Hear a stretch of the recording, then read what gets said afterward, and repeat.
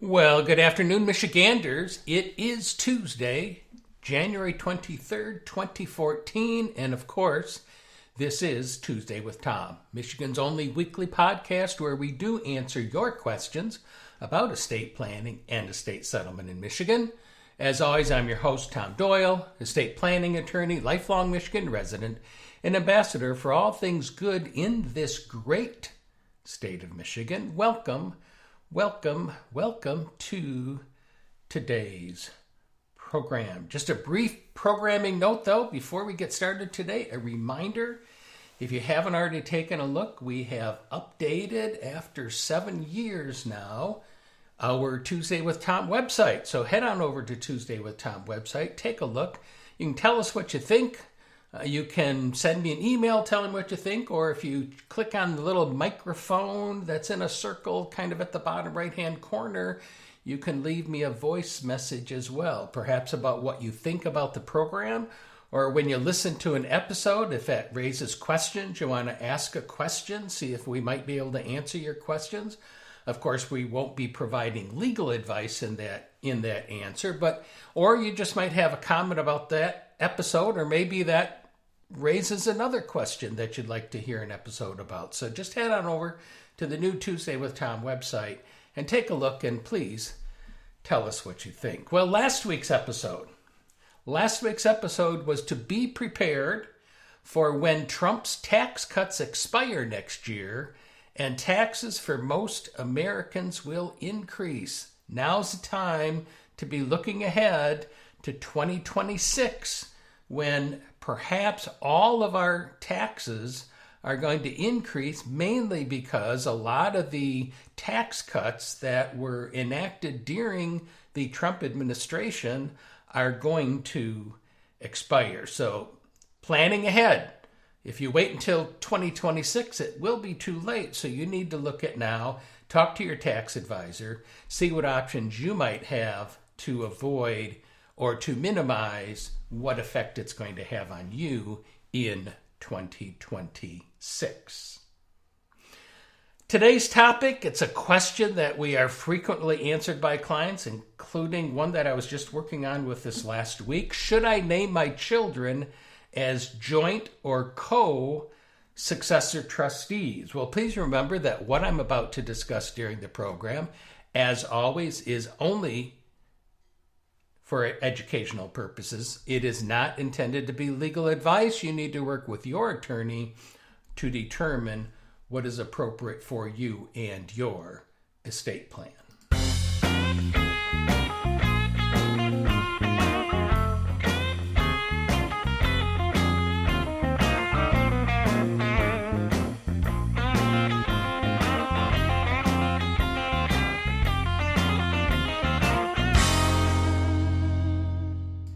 Should I name my children as joint or co-successor trustees? I did have an episode, I think it was a couple years ago, on the topic of having joint trustees, but time's gone by and we're going to focus a little bit more on when you're thinking about your children and how you're going to be naming them under your trust. So when it comes to naming the children under a trust, or maybe it's going to be personal representative in your will or agents under your power of attorney, we often are asked, should you name your children as joint or co? Well, the norm, if you're not going to do that, is in the alternative. So if you think about it, in the alternative would say, for example, maybe I name my son Kevin as my first successor trustee, but if Kevin is unable or unwilling to serve, then I name my daughter Maureen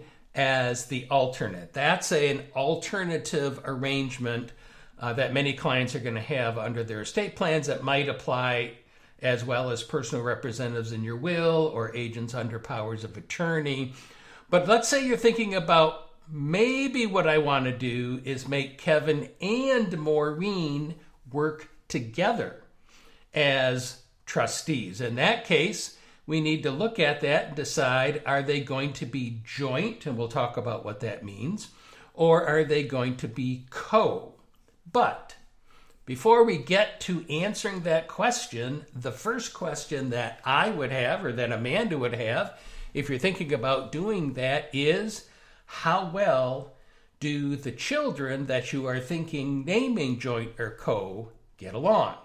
Because if they don't get along, then you should never consider a joint or co, because you're simply asking for heartache and grief and difficulty in settling your trust. Because if they're joint or co, they need to work together irrespective of which of those designations. So if your kids don't get along, we would suggest that you don't consider going with the joint or co successor trustees. But if they do, if they get along, or perhaps you're in a second marriage, you each have children from the previous marriage, you want to make sure that there's a process where a child from each family, if you will, is overlooking what's going on, and they do get along.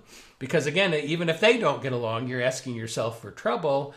You might look at a joint or co. So what is the difference? Okay, well, joint trustees, when two or more of the children are serving as joint trustees, then any action that they take needs to be taken together. Whether that's 2 children joint, 3 children joint, doesn't matter how many children you're making joint. But if you're going to make them joint, then they have to do everything together. For example, let's say that there is real estate to be sold and the trustees tasked after your death with selling real estate. If you have joint trustees, then all of the joint trustees, 2, 3, 4, however many you have, are going to have to execute any documents that are going to be necessary to list the property for sale, to sell the property ultimately. So everybody is going to have to be involved in signing paperwork. If they go to a bank and they're going to be dealing with a bank, the bank is going to require that all of the joint trustees are signing everything together. That's signing to take money out of account, signing to pay bills, etc., etc. The alternative is what we call co-trustees. If you make the children co-trustees, that means essentially they're all equal, and any one of them can take any action that needs to be taken by a trustee without involving the other. So again, looking at that real estate situation, if you have co-trustees, then it only takes one of them to execute any documents to list the real estate. It only takes one of them to be dealing with the bank account. Essentially, the concept behind co is saying to your children that you've named as co, you guys figure out who's going to do what. You all have equal authority. You figure out between you who's going to open bank accounts, who's going to sell real estate, etc. One of the considerations, other than whether or not they get along, though, if you think about, is distance can present a problem. If you have a considerable distance between where your children live and you're thinking about joint, making them work together, that's an example perhaps of where co might be a better alternative, so that you're not requiring them to figure out how they're going to handle the distance between them. Are they going to have to be emailing documents back and forth? Are they going to be faxing documents? How is all that stuff going to be taken care of? So even where your children get along, the distance that's involved with them might in fact impact the decision about what you decide about whether you're not going to make them joint or co. Now, that same consideration doesn't just apply to the trustee of your trust. You also have a will. You have personal representatives under your will. If you're going to name multiple children as your personal representatives, do you want them to, again, be in some order, i.e. this child first, and if that child can't do it, then this child? Do you want to make them joint, where they both have to do everything together in order to settle that estate? Or do you want to make them co, so that either or any of them can do whatever is necessary regarding the tasks in settling that estate?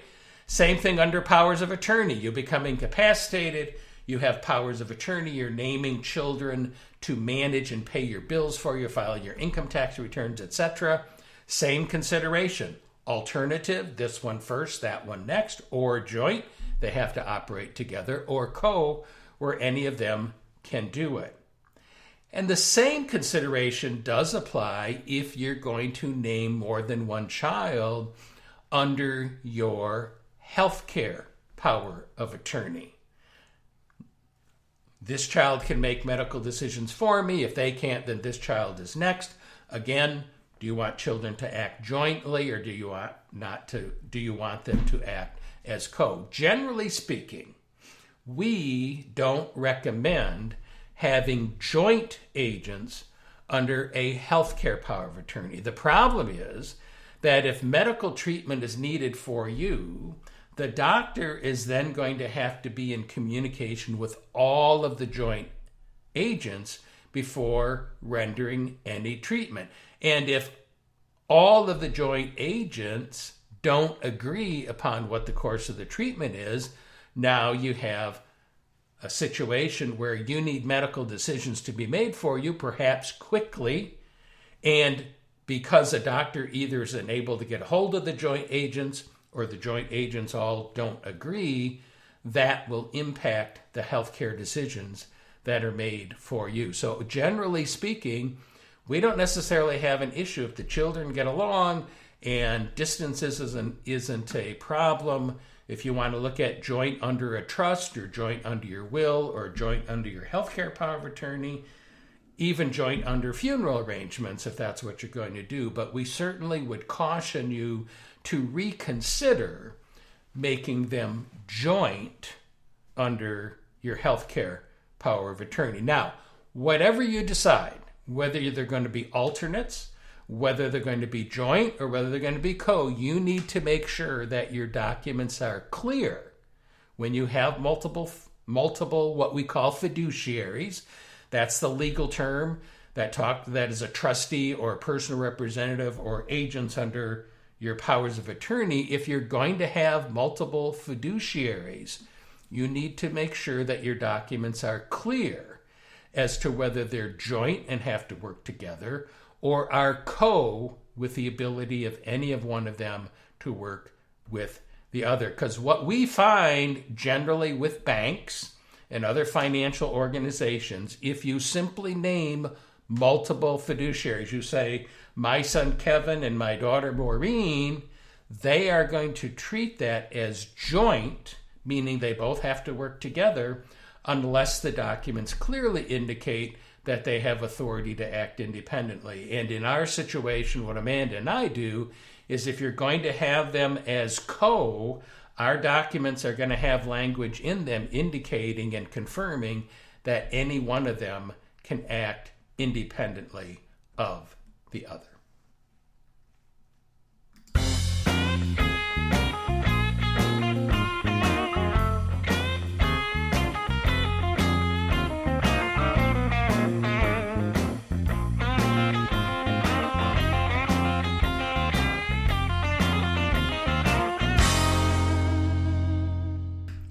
Of course, Amanda and I would be honored to have the opportunity to help you protect your loved ones by either putting together your estate plan, perhaps amending a plan that you already have, or assisting you in settling an estate. And certainly if we're going to be putting together that estate plan for you or amending, we can have that conversation if you're going to consider making children, or even people who aren't children, as joint or co-fiduciaries. But if we can be of assistance to you, please go to our website, which is doylawpc.com.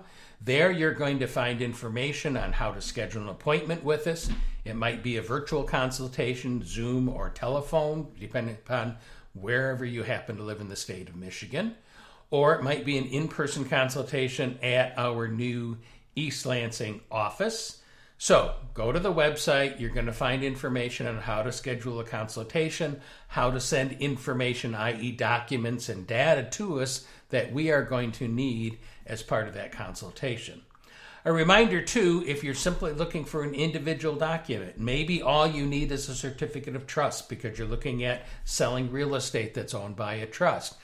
head on over to our legal store, which again is at doylelawpc.com, and there you are going to find the legal store where you have the ability to order documents online without the need to schedule a consultation. Now, you're going to submit information to us. We are going to review that information, and once we review it, we'll determine, do we need to talk to you or do we have everything that required? But essentially, you can order individual documents online. Again, all of that is available at doylelawpc.com.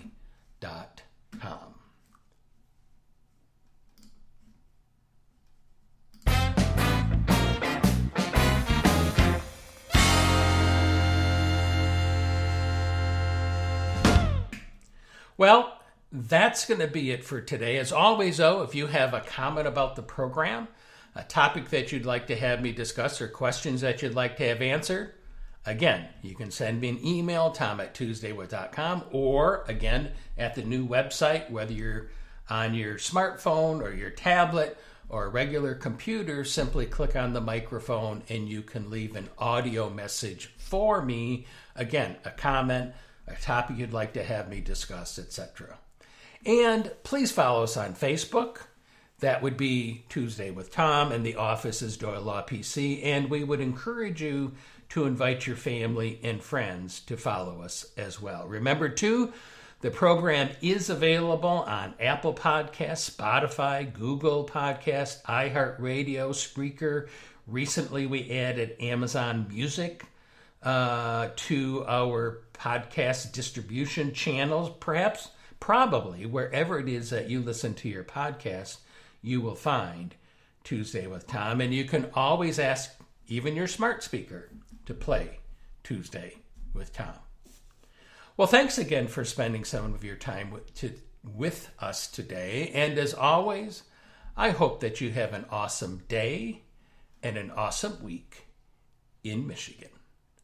Stay safe. Tuesday with Tom has been brought to you by the estate planning attorneys at Doyle Law PC. To learn how we can help you with your estate plan or with settling a loved one's estate, please call us today at 517-323-7366. That's 517-323-7366.